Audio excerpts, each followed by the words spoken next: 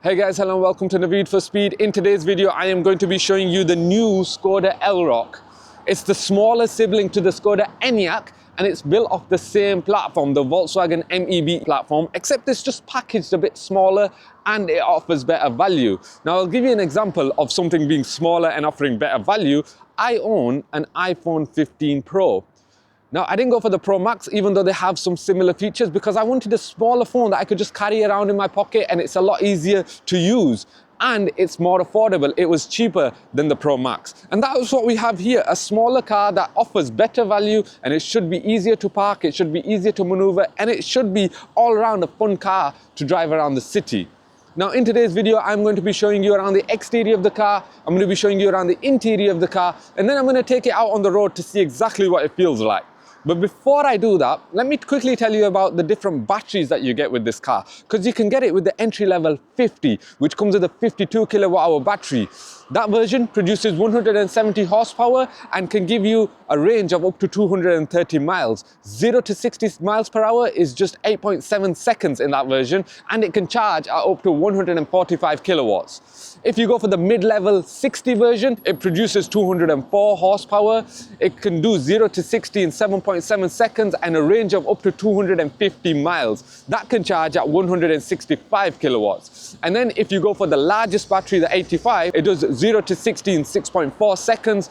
It has 286 horsepower and up to 360 miles of range. That can charge at 175 kilowatts. So regardless of which version of the car you go for, a 10% to 80% charge can be done in under 30 minutes. So I think that's pretty cool. But before I show you around some of the interior features and I talk about some of the different specs and trim levels that you can get, let me tell you about the exterior. So we'll start at the front here, because you'll have noticed that this Skoda looks slightly different than some of the traditional Skodas that you might have seen. And it starts here at the front, because Skodas have this sort of distinct front grille shape, and you can kind of still see that here, except now it's all blocked off with this gloss black area. Skoda call this the tech deck. Now it's all blocked off, it's nice and clean. Behind here you have the sensors for the safety systems, but of course it's not big and blocky and bulky at the front here. It's supposed to look nice and sleek, and that's really quite cool. You've got the Skoda badging over here, except you don't have the Skoda logo. Instead you have Skoda lettering.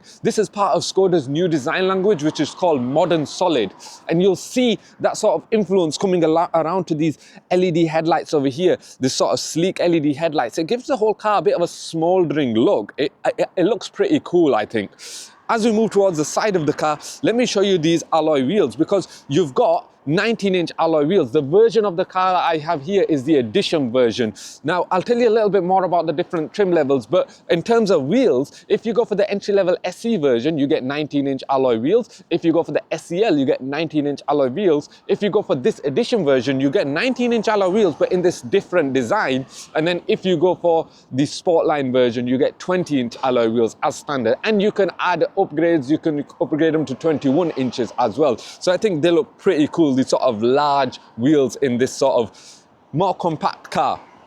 As we keep going towards the side of the car, let me tell you about the dimensions of the car, because the car is 449 centimeters, so pretty much as near as makes no difference, 4.5 meters. So you can see it's a little bit shorter than the Skoda Enyaq, and the reason for that is that rear overhang. It has a shorter rear overhang at the back, but it has an almost identical wheelbase as the Skoda Enyaq, 276 centimeters, so 2.76 meters. So that should mean that with it being a compact car but a big wheelbase, that you have loads of room inside. And I'll tell you a little bit more about the interior passenger space when I take you in there. But we'll just keep moving towards the back of the car, because just like the front of the car, back here you have LED headlights as well. But again, you'll notice back here you've got Skoda lettering rather than the Skoda badge.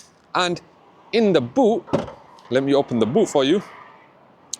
Now this is where things get very interesting, because the Skoda Elroq has a 470 litre boot. Now depending on which package you can get some really clever features. If you go for the transport package, you get an adjustable boot floor which you can flip over, and you get a net in there which you can use to store some things. You also get an adjustable parcel shelf, so you can store things on top of the parcel shelf, or you can store things underneath it as well. So if you've got muddy boots that you want to separate from other stuff, that's quite convenient. But one of the features which I found really cool about this car is this charging cable. So when it comes to electric cars, usually the charging cables are stored underneath the boot floor. But Skoda have thought of a smarter idea as I fight with these charging cables. They've got this net that's just under the parcel shelf, which you can store your charging cables in there, which is not only convenient because that space is unused, but it also means if you've got a boot full of stuff, then you can always get to your charging cables as well. So I think that's really quite cool. You also get the Simply Clever features that Skoda has, like the ice scraper and the umbrellas, which I'll show you shortly. But that's the exterior of the car, that's the boot. Let me take you around the interior because there's plenty to talk about in there as well.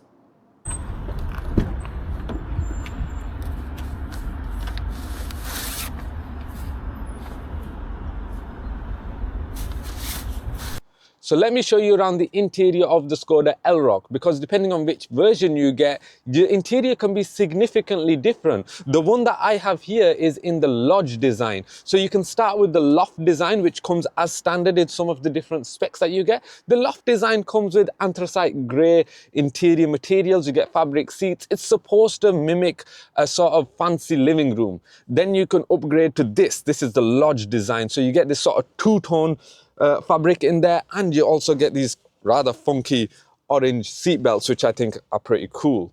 And then you can go one step further by going for the suite design, which comes with leather around the cabin, and then there's the sport line as well. But let me show you around some of the features in this car that you get in general. So in front of me, you can see this 3-spoke steering wheel. I think it looks really cool. It's got all this perforated leather that goes all the way around, really good to grip, and I think a really nice size. I want to talk about the 13-inch infotainment screen that you get over here. I've used the infotainment screen in the Skoda Enyaq, and this one feels just that little bit more responsive. It seems pretty cool. Although it's not quite 100%, but it seems pretty good. You get a load of shortcuts at the bottom over here, particularly for climate control. I've got the heated seats on this car as well. And then you've got some this sort of ribbon bar at the top as well, which you can customize to have your own shortcuts in there. In front of the driver, you also get a 5-inch screen. I'll just press my foot on the brake so it starts the car. You get this 5-inch screen, which does seem rather small at first glance, but there's a couple of advantages of that. Number one, you can see everything that you need to through the steering wheel, and you can be sure that the steering wheel won't come in the way and impede your view. And secondly, there's no fancy graphics. It's just everything that you need in front of you. You don't need a rev counter. It's an electric car, so you've got all the information that you need right there in front of you. So I think that's really quite cool. The rest of the car, I think, is pretty nice as well. Let's just put the volume down over there. The rest of the car is pretty nice as well. I do want to mention these door handles over here. So these door handles remind me of the Volkswagen ID.7. Obviously, this is a Volkswagen group car, so it's going to have similar things. I wasn't always a fan of these because you have to use your finger to open them. But once you get used to it, I think that's pretty good.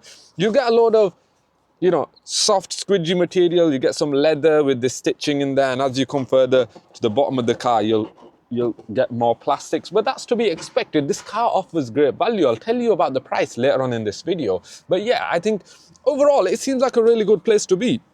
You got storage all around. Now again, like the Skoda Enyaq, you get these door bins that come with this soft material. So if you put keys and stuff in there, they won't necessarily rattle around in this plastic. It's really quite cool. You get wireless charging in this particular version, and I believe it comes with a cooling function as well.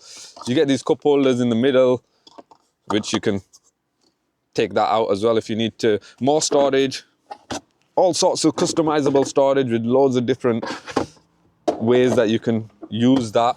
Storage down here in the middle as well. Obviously, with it being an electric car, it doesn't have a transmission tunnel, so you can store stuff in the middle as well. But overall, I just really like the way that this interior comes together, particularly how it has the driver's side, the passenger side, and it just comes down to the middle over here. And you've got some different buttons over here in the middle as well. Physical buttons, which are really quite cool, but they blend in nicely to the interior. Now, let me tell you about the different specs, the different trim levels that you can get with this car, because if you go for the entry-level SE version, then you get the 13-inch screen, you get rear facing camera, you get rear parking sensors, you get electronically adjustable wing mirrors and heated as well, and you get dual zone climate. But if you go one step further for the SEL version, now you get a heated steering wheel and you get heated seats, you get satellite navigation, and you get switchable drive modes. Then if you go for the edition version, which is what I have here, then you get keyless entry and keyless go. So you can just get into the car, put your foot on the brake and it'll start for you. And when you put the car into park and you leave the car, it will automatically turn itself off. This is stuff that we saw in cars like the Ford Explorer. So it's, you know, part of Volkswagen Group's new ideas. And I think it works really well, especially if you are used to it. You also get predictive adaptive cruise control, which can use the different street signs. It can use the satellite navigation to understand what the speed limit on the particular road is, and it will change based on that. And of course, it also slows the car down when you're approaching a junction or when you're approaching a roundabout. So that's really quite cool as well. And lastly, you get electronic child locks in the back doors as well. So that's in the edition version. And then if you go for the very top spec, which is the sport line, you get matrix LED headlights, you get gloss black features, and you get the electric tailgate with the virtual pedal, which is also fitted to this car as well. So there are a few different versions that you could choose from, but then on top of all that, when it comes to Skoda, you can personalize your car to make it how you want, because you can add a load of packages. I've already mentioned the transport package, which gives you some extra features in the boot and allows you to carry your luggage a little bit more easier. But you can also get the winter package. So the winter package has a heated windscreen, it has heated seats, and it has 3-zone climate. Then you can go for the Plus package. Now the Plus package is already on the Sportline version, which comes with the matrix LED headlights, and it comes with the electronic boot with the virtual pedal. Then you can go for the Advanced package. Now the Advanced package comes with the area view, so the camera where you can use it to park it quite easily. It comes with the Canton sound system, which this car has. This car has the Advanced package as well. And it comes with a head-up display. This car has the head-up display as well. And you can also go one step further, which this car has the Max package. So the Max package has the park assist, so you can use the car to park. The car can park itself for you, and you get the massaging seats, which you can also get in the Advanced package as well. It's just all, you know, you could just customize it all that little bit more to suit you, to suit your driving needs, to suit your family life. Depending on which version you want to go for, you can customize it with your different interiors and all and everything. And I think that's really quite cool. I think overall, it seems like a good idea. But let's take it out on the road and see exactly what it feels like to drive. So let me tell you what it feels like to drive the Skoda Elroq. Now to start with, I want to mention these seat belts, which I mentioned they were in this funky color. But they are really noticeable, aren't they? I suppose the police can never have an excuse to stop you for not wearing your seat belts, because they're pretty noticeable. But anyway, let me tell you about how this car feels. I'll start with the seating position, because I feel like I'm sat quite high up, and that was also the case in the Skoda Enyaq. This car obviously is based off the same platform as the Enyaq. It's just a little bit shorter, a little bit smaller. But yeah, you get a very good commanding view of the road. Because I'm sat quite high up, I feel like I'm sat quite high up in the cabin, and so I can see, I've got a very good view of the road and very good view all around. These door sills feel quite low. Now I know there is a lot of, we're going through a tunnel, so it's quite dark. I know there is a lot of adjustability in the seats, and there's a lot of adjustability in the steering wheel in this car, electronically adjustable in this particular version. So you can actually change the car to suit your driving position really easily. But yeah, it's comfortable. The seats are firm enough to give you support, but not too firm to make it feel uncomfortable. You've got the accelerator, the acceleration. How does it feel when you're setting off? Well, just like the Enyaq, it feels quite calm and quite nice and comfortable. It doesn't hit you suddenly like some electric cars do. It's quite progressive, as is the steering wheel. The steering wheel is quite progressive. Now what I'm going to do is I'm going to take this car around some of these roads, and I'm going to just now take this car on the M1. So that will show you a little bit more about how this car feels when the speed gets a little bit higher. The last time I took the Skoda Enyaq out there on this particular stretch of road, there was some roadworks. Hopefully there isn't those 50 miles an hour roadworks right now, so I can show you exactly how it feels. When the speed starts to get a bit higher, what sort of noise will you hear and all that kind of stuff. So we're just about to get onto the slip road. There is roadwork still. Bearing in mind I drove that car quite a long time ago. That's the state of the UK motorway network, isn't it? It's constantly in roadworks. But let's see exactly what we're feeling. Because as I start to get the speed up a little bit, I can only go as high as 50 miles an hour. I'm starting to hear a little bit more wind noise. Now, obviously, this car is smaller, but it's still quite a tall car. And you can feel that because of the way I'm sat as well. I'm sat quite high up. But in terms of the ride comfort, in terms of the suspension, it feels really nice and cushiony, actually. It feels smooth. I'm wafting along. I'm not hitting bumps really hard. And, you know, I feel like with dynamic chassis control, this particular car has dynamic chassis control. That's always really nice to have, particularly with Volkswagen Group vehicles. I feel like dynamic chassis control is almost a must in most of the cases. So how does it feel in terms of the steering? I'm just going to come off the M1 and go back onto the sort of A roads and B roads. How does it feel in terms of the steering? Well, the steering is progressive as well. So as I got higher there, I felt like it wasn't twitchy. It was, you know, it kind of stayed nice and true, and I didn't have to adjust as much. But now as I come off the motorway and as I'm coming back onto slower roads, I feel like it is going to start getting a little bit more reactive. Yeah, as I turn in at slower speeds, it is getting more reactive. There's a little bit of weight to the steering wheel. It's not that light as you would imagine, and that's really good if you're wanting to drive this car a little bit more dynamically, I suppose. It gives it that little bit more of a sporty feel, and this is not necessarily advertised or set up as a sporty car. It's just a comfortable, everyday family car with the decent practicality that you're getting it. So I think, there you go. You see, the regenerative braking is slowing the car down itself as I'm approaching this roundabout. Now, that felt strong enough that wasn't just the regenerative braking, that was the predictive, adaptive cruise control, sort of all that function that it has in there. I wonder if that's something that stays on all the time, but it's nice to have, because I suppose once you get used to it, I've driven other cars that have that feature. Once you get used to it, you always want to use it. So yeah, it just depends on if you would like the different features that this car can offer, and there are a lot of them. You don't have to go for the highest spec in order to get the extra features, because you can just add them on as a package: the winter package, the transport package, the max package, advanced package, plus package. There's so many packages in this car.